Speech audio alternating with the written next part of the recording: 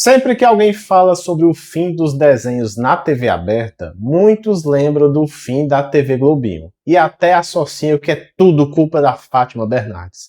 Mas você sabia que esse assunto é bem mais complexo? Desde o início da televisão, quase tudo gira em torno da vontade, e claro que do dinheiro também, dos patrocinadores. Em muitos casos, não eram os roteiristas, diretores ou emissoras que decidiam o rumo de uma série, mas sim as empresas que colocavam dinheiro na produção. Isso aconteceu inúmeras vezes com a DC Comics e também com outras franquias famosas. Hoje eu vou fazer aqui um compilado de produções que foram afetadas ou canceladas por conta das empresas que só queriam fazer mais dinheiro. E como esse é um canal focado na DC, a maior parte dos exemplos será justamente no universo dessa editora. Mas no final você vai perceber que esse padrão se repetiu praticamente em toda a indústria do entretenimento. Meu nome é Bruno Castro e seja bem-vindo ao Setor Comics. Tudo começa nos anos 50. A primeira temporada da série As Aventuras do Superman, estrelada pelo George Reeves, tinha um clima adulto, né? Havia assassinatos, mafiosos, corrupção. As histórias eram fortemente inspiradas pelo cinema noir. Mas tudo mudou quando a empresa Kellogg's assumiu o patrocínio principal da série a partir da segunda temporada. A empresa queria associar sua marca a um programa voltado para as crianças e exigiu mudanças profundas no conteúdo. The Adventures of Superman, now free in special boxes of Kellogg's Sugar Smacks. Yes, kids, there's a free, exciting 32-page comic book about Superman's... A violência praticamente desapareceu, o Superman passou a agir como um exemplo de comportamento e muitos episódios terminavam com lições de moral. A mudança foi tão grande que, até hoje, muitos dividem a série em duas fases, a fase pré-Kellogg's e a fase pós-Kellogg's. Nos anos 60, esse tipo de influência continuou, mas de uma forma um pouquinho diferente. Na série Batman de 66, estrelada pelo Adam West, embora seja lembrada pelo humor exagerado, pelas onomatopeias coloridas e pelas situações absurdas, o enorme sucesso comercial fez surgir centenas de produtos licenciados, fantasia, lancheira, brinquedos, roupas e inúmeros outros itens que passaram a gerar milhões de dólares para as empresas. E esse fenômeno acabou incentivando a manutenção do tom leve e divertido da série. Quanto mais colorido e acessível fosse o programa para o público infantil, maior seria seu potencial de vender produtos. E até aquele momento, assim como o Superman, nos quadrinhos, o Batman só foi sombrio nos seus primeiros anos de existência. Depois, as histórias foram ficando mais leves, e nos anos 50 e no começo dos 60 era muito sci-fi, histórias malucas, mas não era algo cômico proposital, era só loucura daquela fase mesmo. A série que mudou o Homem-Morcego, que passou a agir de forma exageradamente séria em situações absurdas, gerando um humor para os adultos. Nessa mesma época, teve também os desenhos da Filmation, como As Novas Aventuras do Superman, que nasceu justamente quando estava uma pressão contra a violência na televisão americana. Os pais, os educadores e até as próprias emissoras passaram a exigir que os programas de desenhos aqui fossem mais leves para as crianças. O Superman continuava enfrentando os vilões, mas as lutas eram reduzidas ao mínimo, e muitos conflitos eram resolvidos usando a inteligência ao invés da força. Não existe registro de um patrocinador específico exigindo essas mudanças, mas fica claro que agradar os anunciantes e respeitar os rígidos padrões da emissora era a prioridade naquela época.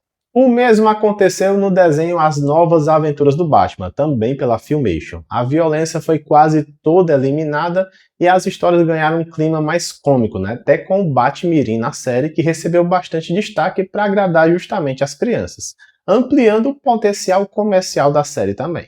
Nos anos 70 veio a famosa série da Mulher Maravilha, estrelada pela Lynda Carter. Na primeira temporada ela era ambientada na Segunda Guerra Mundial, assim como seus quadrinhos clássicos dos anos 40. Porém, quando a série mudou da ABC para a CBS, os executivos decidiram transportar toda a história para a década de 70. A mudança não aconteceu por fidelidade aos quadrinhos, mas porque acreditava que era um cenário mais contemporâneo, né? E aumentaria a audiência e abriria mais oportunidade de mercado e merchandising, né? Ou seja, mais produtos licenciados para ser vendidos. Na mesma época surgiam os Super Amigos. Muitas pessoas acham que o desenho era tão bonzinho apenas porque era feito para as crianças, mas havia mais por trás de tudo isso. Além da pressão dos patrocinadores, existia o departamento das emissoras chamado Standard in Practice, né? Que era o responsável por controlar tudo que era exibido para o público infantil. Por isso que nesse desenho quase ninguém levava socos, armas raramente acertavam alguém e os episódios também frequentemente terminavam com uma lição de moral. Mr. Brown, Robin and I were hoping we could buy a snack, and fresh fruits and vegetables make some of the best snacks there are. What do we have, Batman? Any of them, Robin, you can't miss. That hits the spot. Better than junk food, Robin. Então chegaram os anos 80 e foi nesse momento que a indústria mudou completamente. Uma coisa é se meter no tom para educar, isso até é uma preocupação válida, mas eles queriam aproveitar esse público para ganhar cada vez mais dinheiro. Em vez de apenas receber patrocínio de empresas de brinquedos, muitas animações passaram a ser desenvolvidas em conjunto com os próprios fabricantes. Foi assim como He-Man, Transformers, G.I. Joe, Thundercats e até Tartaruga Ninjas. Esses desenhos faziam parte de uma estratégia integrada entre televisão e brinquedos.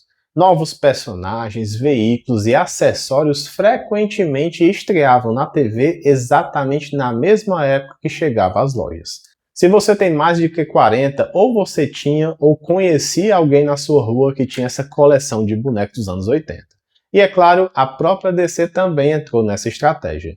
Em 84 surgiu o Super Friends The Legend Super Power Show, né, que é um nome alternativo de outra temporada dos Super Amigos. O nome Super Powers não foi escolhido ao acaso, ele fazia parte de uma parceria entre a DC, Hanna-Barbera, né, que fazia os Super Amigos, e a Kenner, né, que é uma fabricante famosa da linha de brinquedos da coleção Super Powers. Diversos personagens ganhavam destaque na animação justamente para também fazer parte da coleção de bonecos. Esses bonecos você encontra até hoje aí à venda e é bizarro como realmente dá vontade de comprar uma nave do Superman, que tem até as garrinhas aqui, sendo que o personagem nem precisa de uma nave, ainda mais no pré-crise, né? Essa também do Brainiac é muito massa, mas enfim, eu vou tentar achar algum colecionador que tenha muitas dessas coisas da Super Powers para trazer em uma live aqui para vocês ver de perto essa coleção. E um dos maiores exemplos foi o Darkseid, que se tornou praticamente o vilão principal dessa série, enquanto ocupava a posição de destaque nas prateleiras da loja, né? Todo mundo queria um boneco do Darkseid. E para você ver, né? Até essa época o Darkseid aparecia muito pouco na cronologia principal, era uma saga aqui e acolá. Será que essa popularidade fez o personagem aparecer cada vez mais nos quadrinhos? Quem sabe? A DC sempre tem um ciclo sem fim, um eterno outras mídias influenciam os quadrinhos e vice-versa. Por exemplo, nos anos 90 aconteceu uma mudança muito importante na forma que a Warner enxergava o Batman. O enorme sucesso dos quadrinhos Batman Cavaleiro das Trevas, Batman 1 e até A Piada Mortal provavelmente influenciaram o tom do filme Batman de 89 do Tim Burton. E mostrou que um Batman mais sombrio podia conquistar o público e ao mesmo tempo gerar bilhões de dólares em produtos licenciados. Foi nesse contexto que nasceu a Batman, a série animada.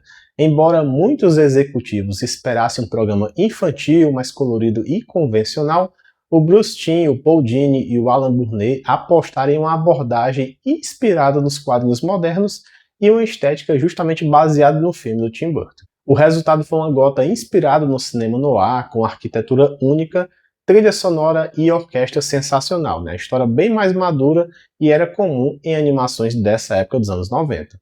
A série foi um enorme sucesso e provou que uma animação sofisticada não apenas agradava os fãs, mas também podia fortalecer a marca do Batman e impulsionar a venda de bonecos, revistas e outros produtos também, né? Na série de TV dos anos 90, o poder migrou para o departamento de licenciamento e gestão de marca da Warner. No caso da série Lois e Clark, a ABC queria atrair um público mais amplo, não apenas fãs de heróis. Por isso, a divulgação da série sempre destacou muito mais o relacionamento do Clark com a Lois do que as aventuras mesmo do Superman. A estratégia buscava alcançar especialmente um público adulto e feminino, considerado mais interessante para diversos anunciantes, ou seja, eles faziam um programa para justamente colocar as propagandas para aquele público. Essa evolução ajuda a mostrar que a influência comercial nunca deixou de existir, ela apenas mudou de forma. E chegando aos anos 2000, encontramos um outro caso bastante conhecido, que é Smallville. A Warner impôs uma regra famosa aos produtores: sem traje do Superman e sem voo, ou seja, o Clark Kent aqui não poderia usar seu famoso uniforme tradicional e nem voar regularmente durante a maior parte da série. Embora essa decisão tenha sido apresentada como uma escolha criativa para diferenciar o programa, dos filmes, ela ajudava a preservar a identidade comercial do Superman para usar justamente os produtos licenciados.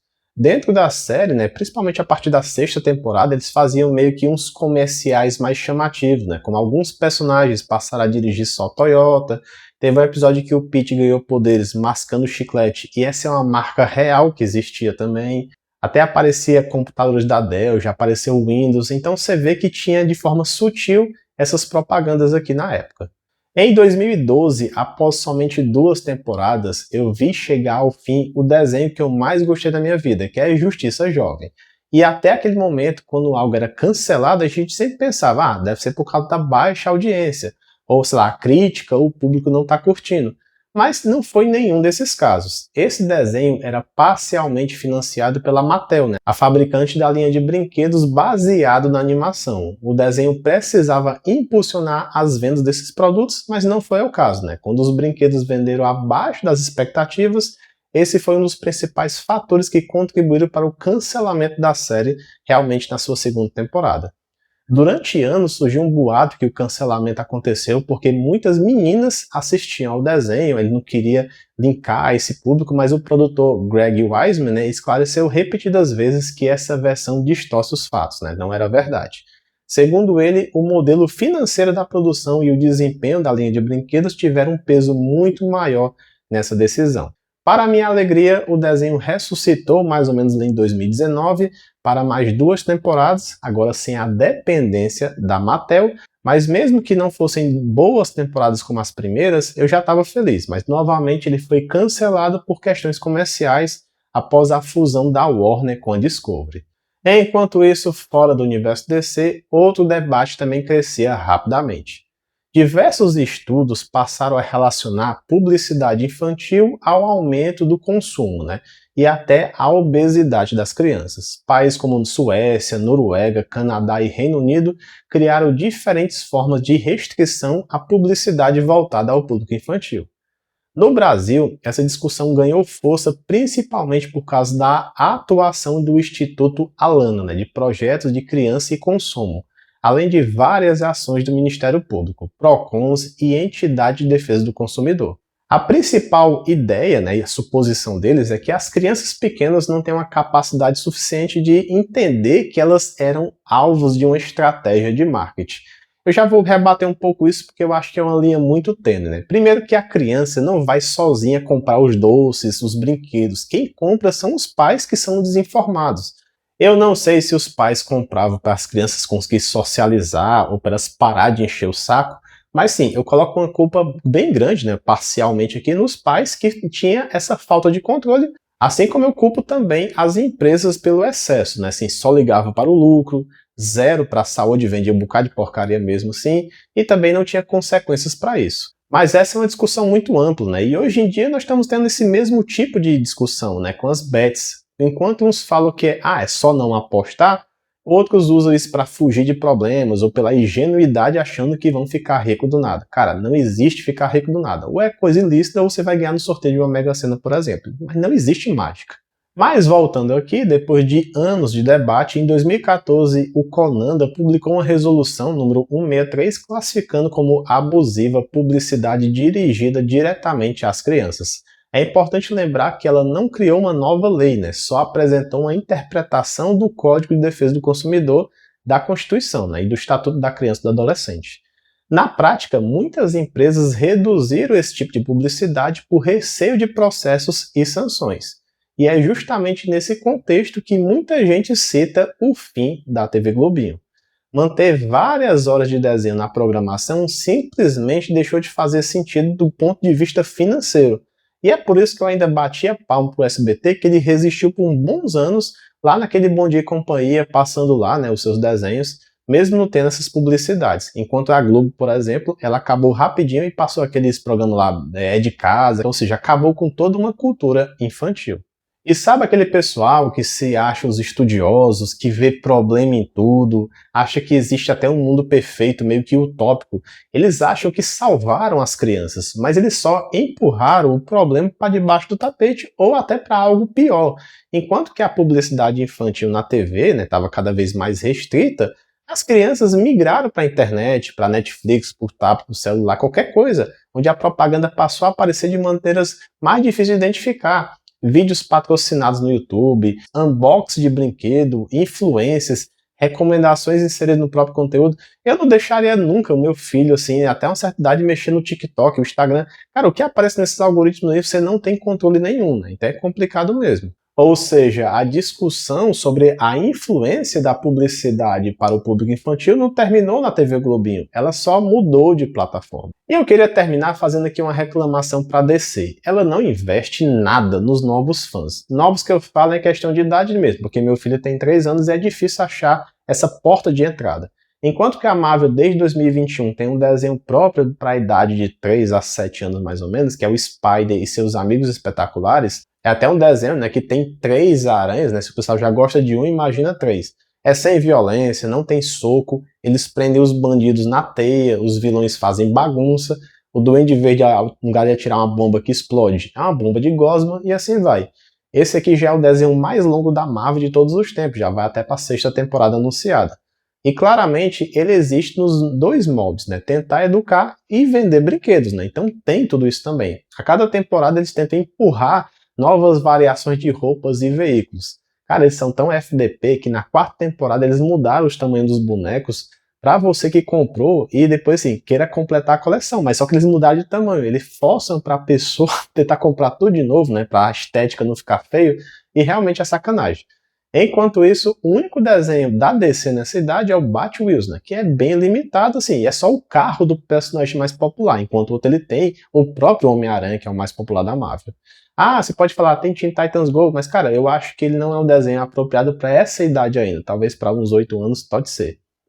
E como eu acho que eu nunca mais vou falar desse desenho do Homem-Aranha aqui, foi engraçado porque assim, esse desenho tinha um Homem de Ferro, né, que ele era adulto, tinha cavanhaque e tudo, depois a Marvel criou um outro desenho chamado Homem de Ferro e Seus Amigos, né, e depois eles fizeram um crossover, pô, vai ter multiverso, porque já existia um Homem de Ferro antes, né, e como é que vai ter esse novo Homem de Ferro que é um jovem agora?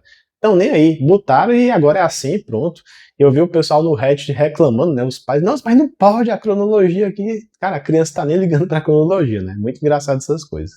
Bom, depois de conhecer toda essa história, fica claro que a influência comercial sempre existiu. Nos anos 50 eram os patrocinadores, nos anos 80 os fabricantes de brinquedo, nos anos 90 e 2000 era o licenciamento das grandes empresas, e hoje são os algoritmos e plataformas de streaming. A tecnologia mudou, mas a lógica continua a mesma. Isso não significa que grandes obras não possam nascer desse modelo. Pelo contrário, séries como Batman, a série animada, Super Amigo, Justiça Jovem e tantas outras provaram que é possível unir qualidade e os interesses comerciais. Basta ter gente decente e querendo fazer acontecer. Mas realmente precisávamos entender, né, esses bastidores que nos faz perceber que muitas das decisões que parecem artísticas, na verdade, é só uma reunião de negócios. Bom, pessoal, se você gostou do vídeo, deixa o like, comenta aqui, se inscreve se não é inscrito, compartilha com os amigos, comente se você não conhecia algum desses bastidores. Então é isso. Até a próxima semana, até o próximo vídeo e valeu!